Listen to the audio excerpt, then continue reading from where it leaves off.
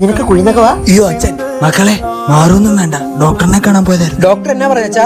ഇതുമായിട്ട് മുമ്പോട്ട് പോകാൻ പറ്റില്ലെന്നാ ഡോക്ടർ പറഞ്ഞു. നീ 30,000 രൂപ വേണം സർജറി ചെയ്യാൻ. 30,000 രൂപയോ? ഗവൺമെന്റ് ആശുപത്രി ആയതുകൊണ്ട് 30,000 രൂപയേ ഉള്ളൂ. എനിക്ക് നിങ്ങളുടെ കാര്യങ്ങളൊക്കെ അറിയാം. നിങ്ങളുടെ കല്യാണം നടത്തണ്ടേ? കല്യാണോ? എന്നാ മക്കളെ വയ്യ, വീട്ടിലേക്ക് പോയേക്ക. ശരിയെന്നാ. അച്ഛൻ പറഞ്ഞു കേട്ടോ, അച്ഛന് വയ്യണ്ടായി. ഇനി ഞാൻ തന്നെ പൈസ ഉണ്ടാക്കണം. ശരിയാ, എനിക്കും തോന്നി അച്ഛന് വയ്യാണ്ടായി. ഇനി അതിനുള്ള പൈസ ഞാൻ തന്നെ ഉണ്ടാക്കണം. ഞാൻ ഉണ്ടാക്കും.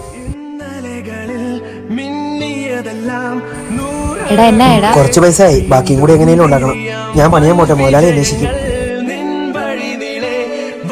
ആ അച്ഛാ. ആ മോനെ, മോനെ 1 മാസമല്ലേ പണിക്ക് പോകാൻ തുടങ്ങിയിട്ട്? പൈസ വല്ലതും ആയോ? അച്ഛാ 30,000 രൂപ ആയിട്ടുണ്ട്, ബാക്കി അവിടെ ഇടാന്ന് പറഞ്ഞു. സ്നേഹമുള്ള ഒരു മോളെ എനിക്ക് കിട്ടിയത്. എന്നാ നമുക്കിന്ന് ഡോക്ടറിനെ കണ്ടാലോ? ഡോക്ടറിനെയോ? അപ്പൊ സർജറിയോ? സർജറിയോ? ഞങ്ങൾക്ക് മണാലിക്ക് ട്രിപ്പ് പോകാൻ വേണ്ടി പൈസ ശേഖരിച്ച അച്ഛനോട് ചോദിക്കാൻ വേണ്ടി ഇരുന്ന അപ്പോഴാണ് അച്ഛന് വരവ് തുടങ്ങിയത്. അപ്പൊ എന്റെ സർജറിയോ? എക്സ്പയർ ആയ വണ്ടിക്ക് എന്തിനാ അച്ഛാ പുതിയ എഞ്ചിൻ? ചേട്ടാ നമുക്ക് പോവാം. അച്ഛാ തിരിച്ചു വരുമ്പോ ജീവനുണ്ടെ കാണാവേ.